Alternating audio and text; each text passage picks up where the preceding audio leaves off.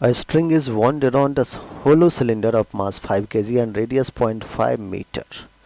If the string is now pulled with a horizontal force of 40 Newton and the cylinder is rolling without slipping on a horizontal surface, then the angular acceleration of the cylinder will be neglect the mass and thickness of the string. Okay बच्चों, string में कोई thickness नहीं है, 40 Newton से ध्यान समझिएगा। पहले यहाँ पे कुछ सिचुएशंस मैं दिखाता हूँ। आपने 40 न्यूटन से इसको क्या किया है, पुल करना शुरू किया है। ऑफ कोर्स बच्चों सरफेस में फ्रिक्शन होगा, तभी क्या हो रहा है, ये रोलिंग विदाउट स्लिपिंग हो रहा है। अगर स्मूथ होता तो डायरेक्ट स्लिप कर जाता, तो रोलिंग विदाउट स्लिपिंग हो रहा है। तो ये जो सरफेस होगा बच्चों, ये अगर आप ध्यान देखें तो 40 न्यूटन इसको क्लॉकवाइज घुमाने की कोशिश कर रहा है ऐसे। तो ये जो सरफेस, ये जो फ्रिक्शनल सरफेस के ऊपर में इस होलो सिलेंडर का सरफेस है, वो किधर रोटेट होना चाहेगा, इस डायरेक्शन में। तो बच्चों फ्रिक्शन क्या कहेगा, फ्रिक्शन कहेगा कि नहीं भाई नहीं जाने देंगे, है ना। फ्रिक्शन कहेगा कि मेरे इस सरफेस के ऊपर तो नहीं चलने देंगे, तो एक फ्रिक्शन फोर्स बच्चों इस डायरेक्शन में लग जाएगा। लेकिन ऑफ कोर्स आपको पता ही है कि रोलिंग विदाउट स्लिपिंग हो रहा है, तो जो सेंटर ऑफ मास होगा वो कुछ ना कुछ एक्सेलरेशन से, जो कि एक्सेलरेशन आर इंटू अल्फा भी होता है। एक्सेलरेशन क्या होता है, आर अल्फा। इससे क्या हो रहा है, आगे की तरफ रोल कर रहा है विदाउट स्लिपिंग। ऑलराइट, तो ध्यान से देखिएगा, अगर मैं यहाँ पे न्यूटन का डायनामिक्स का इक्वेशन लिखना चाहूँ तो लिख सकते हैं, बिल्कुल लिख सकते हैं। आप कहोगे कि सर 40 न्यूटन का फोर्स इधर लगा दो, आप लगा दिया 40 न्यूटन का फोर्स। कहोगे कि सर आप फ्रिक्शन फोर्स इधर लगा दो, वो भी लगा दिया। कहोगे कि सर मास जो है और एक्सेलरेशन वो भी लगा दो, ठीक है। इधर एक्सेलरेशन को बच्चों बॉडी पे नहीं करते हैं, लेट्स से बॉडी का मास m है, क्या है, मास m है। सो यहाँ पे डायनामिक्स इक्वेशन क्या कहता है कि 40 प्लस फ्रिक्शन फोर्स दोनों सेम डायरेक्शन में है, which is equals to mass m into acceleration. अब बच्चों 40 प्लस एफ को मैं mass m into acceleration, a acceleration क्या होता है, आर अल्फा के इक्वल होता है। R radius, alpha is angular acceleration. बच्चों हमें ध्यान से देखिएगा, एंगुलर एक्सेलरेशन ही फाइंड करना है।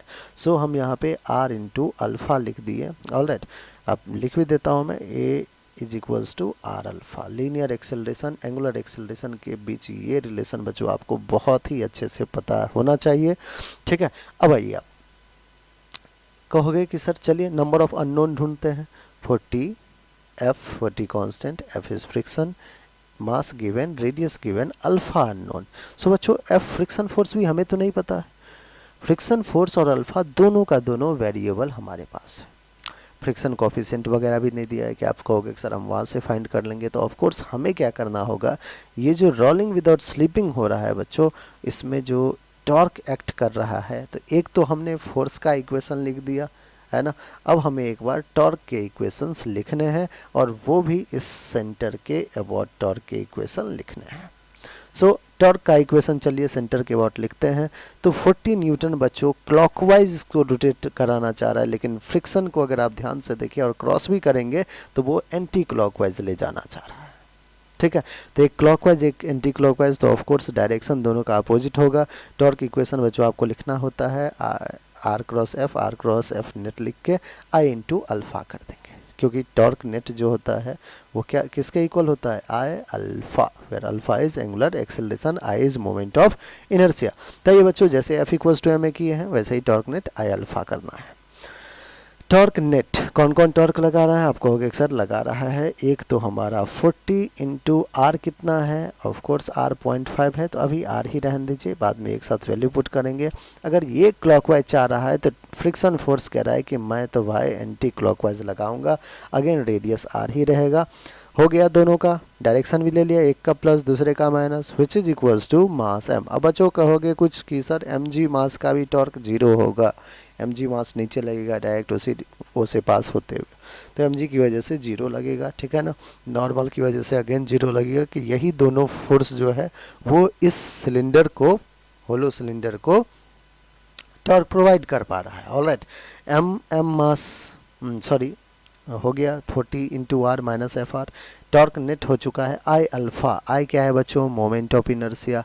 Moment of inertia hollow cylinder का क्या होता है, आप कहोगे रिंग की तरह, रिंग की तरह, रिंग का क्या होता है, व्हाट्स एम आर स्क्वायर होता है, तो M R square into alpha, ठीक है बच्चों। आर आर एक आर कैंसिल आउट कीजिए।